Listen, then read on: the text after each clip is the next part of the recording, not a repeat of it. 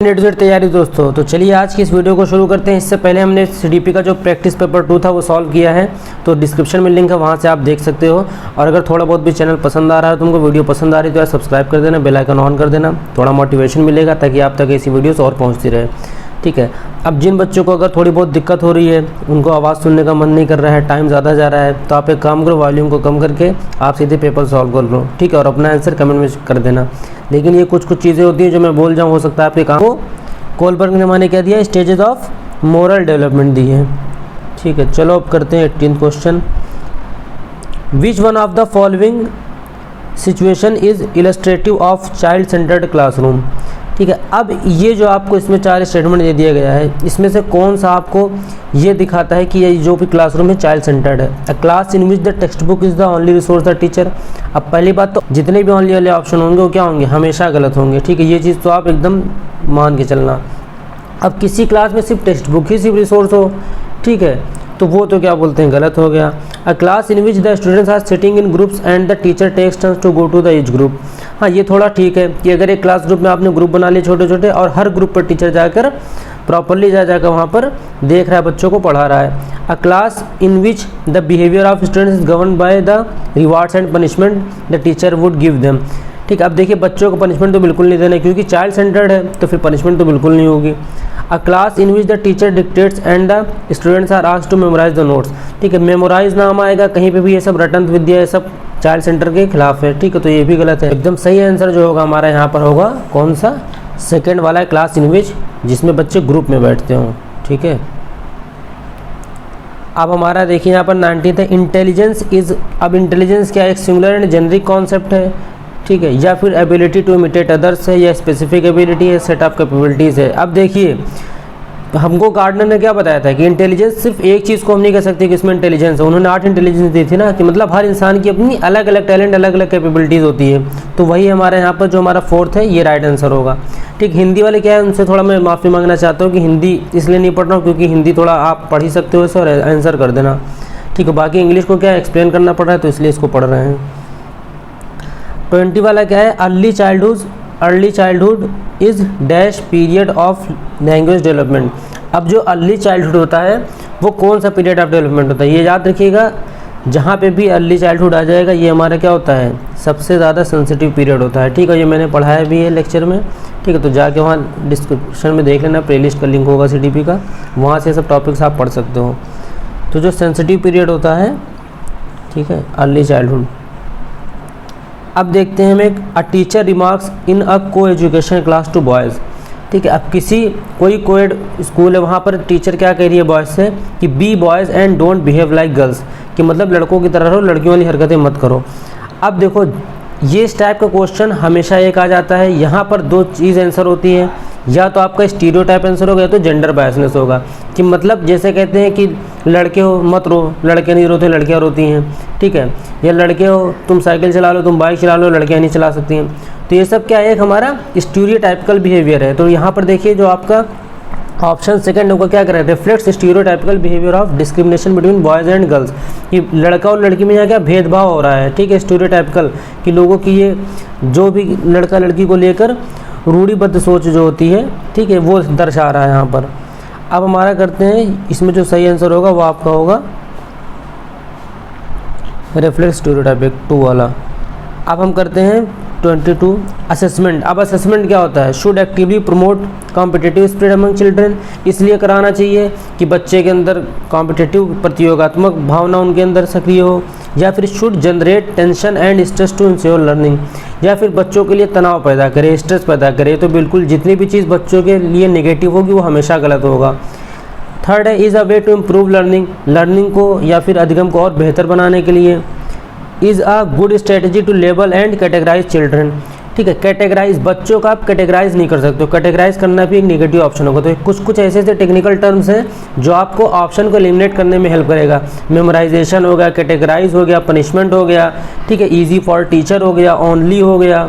ठीक है। ये सब ऐसे हैं जो बिल्कुल नेगेटिव होंगे, तो हमेशा ही गलत होंगे ये। तो यहाँ पर जो हमारा राइट आंसर होगा वो होगा in is a way to improve learning. ठीक है। लर्निंग को इफेक्टिव बनाता है और बेहतर बनाता है सीखने को। ठीक है। अब हमारा 23 है, विच one of the following statement best describes inclusion. अब इनमें से कौन सा है जो इंक्लूजन को अच्छा डिस्क्राइब कर रहा है, जो हमारा समावेशन होता है। पहला, it is the belief that some children can not learn at all, कि बच्चे क्या होता है कि बच्चे विश्वास है कि कुछ बच्चे कभी कुछ सीख ही नहीं सकते हैं। ठीक है, तो ये तो एकदम गलत है ना, क्यों नहीं सीख सकते, आप उनको बेहतर एजुकेशन, बेहतर इन्वायरमेंट तो अच्छे से सीखेंगे। सेकंड है, it is the philosophy that all children have a right to get equal education in a regular school time. ठीक है, ये भी सही लग रहा है, क्योंकि देखिए एजुकेशन क्या है, सभी के लिए है। ठीक है, और एक ही स्कूल में सब तरीके के बच्चे पढ़ सकते हैं। इंक्लूजन मतलब क्या होता है कि एजुकेशन फॉर ऑल, और एक ही स्कूल इन्वायरमेंट में। ये नहीं कि अगर कोई डिसेबल्ड है तो उसके लिए अलग स्कूल है, कोई अच्छा है तो उसके लिए जीनियस है तो उसके लिए अलग क्लास, अलग स्कूल है, नहीं, सबको एक साथ रख के पढ़ाना है। Third, it is the philosophy that special children are a special gift of God. ठीक है, अब स्पेशल चिल्ड्रन को स्पेशल गिफ्ट ऑफ गॉड नहीं है। ठीक है, ये चीज़ नहीं, ये भी गलत है। It is the belief that children need to be segregate according to their abilities. अब ये टर्म भी याद रख लेना, सेग्रीगेट मतलब जहाँ पे भी अलग आए या सेग्रीगेट आए, ये भी नेगेटिव है। आप बच्चों को सेग्रीगेट अलग नहीं कर सकते उसके एबिलिटी के हिसाब से। अगर वो पढ़ने में बहुत अच्छा है तो आप उसको अलग नहीं कर दोगे क्लास से, आप ज़्यादा से ज़्यादा उसके लिए टास्क, उसके लेवल क्वेश्चन बढ़ा दो आप। ठीक है, एक्स्ट्रा वर्क दे दो कि हाँ क्वेश्चन बढ़ा के उसको दे दो, लेकिन आप उसको क्लास से अलग कर दो, दूसरी क्लास में कर दो, दूसरे स्कूल में कर दो, तो ये चीज़ गलत है। तो यहाँ पे जो हमारा सही होगा वो आपका ये होगा ऑप्शन नंबर सेकंड वाला। ठीक है, जहाँ पर बच्चों को इक्वल राइट हो सबको पढ़ने का। 24 अब देखते हैं, to cater to the children from disadvantage background teacher should. अब अगर कोई वंचित वर्ग से कोई बच्चा आ रहा है, ठीक है, तो अब टीचर को क्या करना चाहिए, देखो, try to find out more about them and involve them in class discussion, कि उसको क्या करें, उसके बारे में और जानें और उसको क्लासरूम के डिस्कशन में इन्वॉल्व करें। ठीक है, second, make them set separately in the class. अभी मैंने बोला सेपरेटली अलग करना, कहीं भी आगे नेगेटिव होगा, तो सेपरेट बिल्कुल नहीं करेंगे। Ignore them as they can not interact with other students. Ignore भी बिल्कुल नहीं करना, क्योंकि एजुकेशन क्या है, चाइल्ड सेंटर्ड है। Give them a lot of return work, lot of return work तो बिल्कुल नहीं देना है। तो यहाँ पे जो सबसे सही आंसर लग रहा है हमारा वो है try to find out more about them and involve them in a class discussion. ठीक है, अब जो हमारा 25 है, 25 देखिए, which one of the following behaviours is an identifier of a child with learning disability. अब लर्निंग डिसेबिलिटीज, इसमें जो 4 स्टेटमेंट है, ऑप्शन है, इनमें से कौन सा दर्शा रहा आपकी उसकी लर्निंग डिसेबिलिटी है।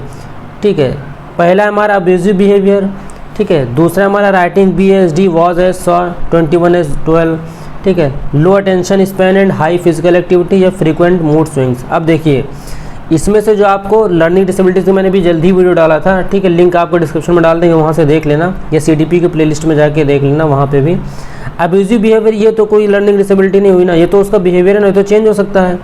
ठीक है, राइटिंग BSD, ठीक है, अब आपने पढ़ा था ये कौन सा होता है, डिसलेक्सिया होगा ये, कि जहाँ पे बच्चा गलत पढ़ता है, गलत लिखता है। ठीक है, अपोजिट साइंस बना देगा, B को D बना देगा, वॉस को सा बना देगा। ठीक है, तो हमारे इसमें जो सही ऑप्शन होगा वो होगा सेकेंड वाला। अब हम करते हैं next question 26, a child who can see partially. अब ऐसा चाइल्ड जो अच्छे से बेहतर तरीके से नहीं देख पाता है, ठीक है, तो उसके साथ क्या होना चाहिए, should not be given education since it is not of any use to him. अब उसको एजुकेशन ही नहीं देना चाहिए, बिल्कुल नहीं यार, जब एकदम जिसको बिल्कुल ना दिखे उसके लिए भी एजुकेशन है। ब्रेल स्क्रिप्ट जो हमारी आती है, ठीक है, जिसमें कितने डॉट होते हैं, 6 डॉट्स होते हैं। ठीक है, तो ये भी याद रखना। तो भैया ये तो फिर भी कम देखता है ना, तो इसके लिए तो और होना चाहिए। सेकंड है needs to put in a separate institution. Separate जहाँ नाम आया बिल्कुल गलत, अभी बताया था, सेपरेट अलग करना गलत। Should be put in a regular school while making special provision, ये ठीक लग रहा है। Should be put in a regular school with no special provision. अब देखो रेगुलर स्कूल में तो रखना चाहिए, ये तो सही है, यहाँ पे भी ये सही है, लेकिन नो स्पेशल प्रोविज़न। अब उसके अंदर थोड़ी बहुत तो ये डिसेबिलिटी है ना, तो इसके लिए आपको एक स्पेशल प्रोविज़न तो यहाँ पर देना ही पड़ेगा ना उसके लिए। तो जो यहाँ पर सही आंसर होगा वो होगा हमारा ये थर्ड वाला।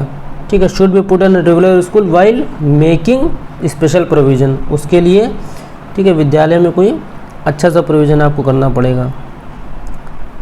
27 है लर्निंग। अब लर्निंग क्या है, has very little connection with emotions. ठीक है, अब लर्निंग का यहाँ पे आपको क्या रिलेशन बताना है इमोशन से। ठीक है, is independent of learners emotion, is influenced by learners emotion, is not affected by learners emotion. अब देखो लर्निंग का क्या है, बहुत लिटिल कनेक्शन इमोशन से नहीं, बहुत ज़्यादा कनेक्शन है। सेकंड है इंडिपेंडेंट ऑफ लर्नर इमोशंस, नहीं, लर्नर के इमोशन पर डिपेंड करता है। ठीक है, लर्निंग आपको अगर नहीं मन होगा याद करने का, कोई चीज़ नहीं मन होगा सीखने का, अभी आप कोई वीडियो देखने का नहीं मन कर रहा हो, एग्जिट करके चले जाओगे आप।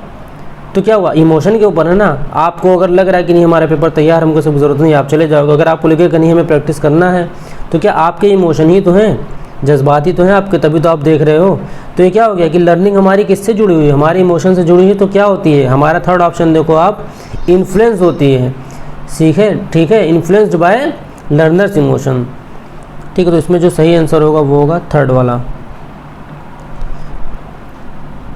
अब देखते हैं 28, to enable students to make conceptual changes in their thinking a teacher should, ठीक है। अब अपने चिंतन में अवधारणात्मक परिवर्तन लाने हेतु शिक्षार्थियों को सक्षम बनाने के लिए शिक्षकों को क्या करना चाहिए, ठीक है। कि बच्चों की जो भी थिंकिंग हो, जो भी सोच हो, उसको अगर उनका कॉन्सेप्ट क्लियर करना है बच्चों को, टीचर को, तो कैसे कर सकते हैं। जैसे मान लीजिए अगर उसको कोई गलत कॉन्सेप्ट बैठ गया है, तो उसको खुद से कैसा ऐसा बेहतर बना दे कि वो खुद से उस कॉन्सेप्ट को सही कर ले।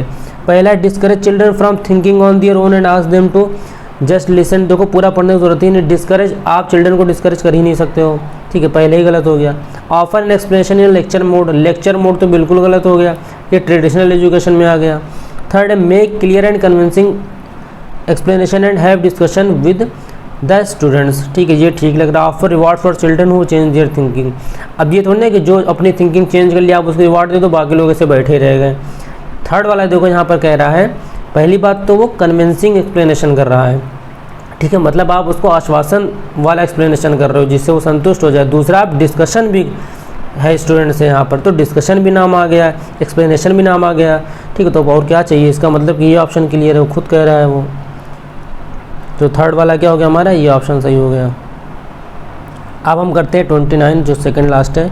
In the context of primary school classroom what does active engagement mean, ठीक है, प्राइमरी स्कूल के कंटेक्स्ट में पूछ रहा है कि जो एक्टिव एंगेजमेंट होता है उसका मतलब क्या होता है, ठीक है। अब यहाँ पर आप देखो, imitating and copying the teacher, अभी बोला था इमिटेटिंग कॉपिंग ये सब गलत हो जाएगा।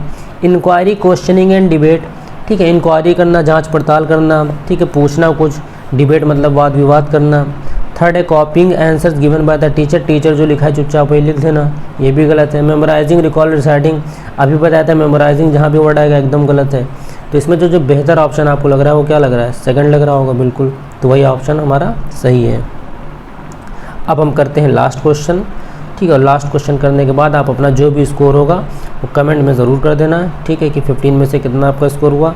और आपको मैथ्स का ऐसे ही चाहिए, ईवीएस का ऐसे ही चाहिए, तो बिल्कुल कमेंट करना, ठीक है। सब कुछ कराएंगे सारी, क्योंकि देखो सीटेट में क्या है, प्रैक्टिस अगर आपने अच्छे से कर ली, कंटेंट तो आप 10 बार पढ़ लेते हो, लेकिन अगर आपकी प्रैक्टिस नहीं अच्छी तो ना तो आपकी स्पीड बढ़ पाएगी और ना तो आप डिफरेंट टाइप्स के क्वेश्चन से मिल पाओगे, ठीक है। तो जितने अलग अलग क्वेश्चन लगाओगे उतना आपका अच्छा रिविजन होगा, उतना आपको पता चलेगा कौन सा टॉपिक हमारा क्लियर है कौन सा नहीं, ठीक है। तो अगर थोड़ा बहुत भी आपको फ़ायदा मिल रहा है तो प्लीज़ वीडियो को लाइक करके सब्सक्राइब ज़रूर कर देना, ठीक है। उससे क्या होगा, हमें भी थोड़ा इन्फोर्समेंट मिलेगा।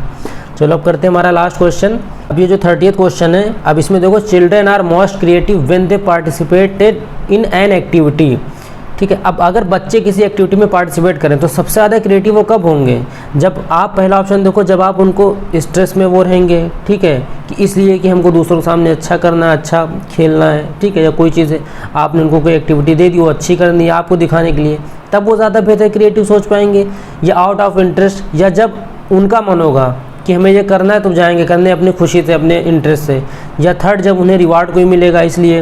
या fourth, to escape their teacher scolding, या टीचर की डांट से बचने के लिए, ठीक है। अब देखो यहाँ पर, अगर बच्चा, क्या हमने क्या पढ़ा था, आउट ऑफ इंटरेस्ट, मतलब अगर बच्चे का इंटरेस्ट होगा तभी तो कोई चीज़ सीखेगा ना, वो अपनी रुचि से सीखता है ना। तो ऐसे एक्टिविटी के लिए भी है, जब वो अपने इंटरेस्ट से करेगा तो वो ज़्यादा क्रिएटिव हो पाएगा, ठीक है, ज़्यादा क्रिएटिव सोचेगा। तो अब इसमें जो आपका करेक्ट ऑप्शन होगा वो कौन सा होगा, आउट ऑफ इंटरेस्ट, ठीक है, अपनी रुचि से अगर कर रहे हैं, ठीक है। तो अब ये हमारा इतना खत्म हो गया। अब इसके बाद हम नेक्स्ट में हो सकता है ईवीएस के कुछ 15 क्वेश्चंस करेंगे और मैथ्स के सबके आपके सीरीज चलेंगे, तीनों सब्जेक्ट की प्रैक्टिस होगी, ठीक है। और मैथ्स का तो बिल्कुल कंटेंट वाला प्रैक्टिस कर लेना ताकि आपका कुछ कंटेंट ना छूट पाए उसमें।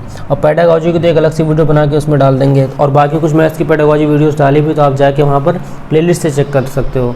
तो चलो फिर, धन्यवाद, बहुत बहुत शुक्रिया, थैंक यू। मिलते हैं नेक्स्ट वीडियो में, तब तक आप चैनल को सब्सक्राइब करके आराम से चले जाना, कोई दिक्कत नहीं। चलो बाय बाय।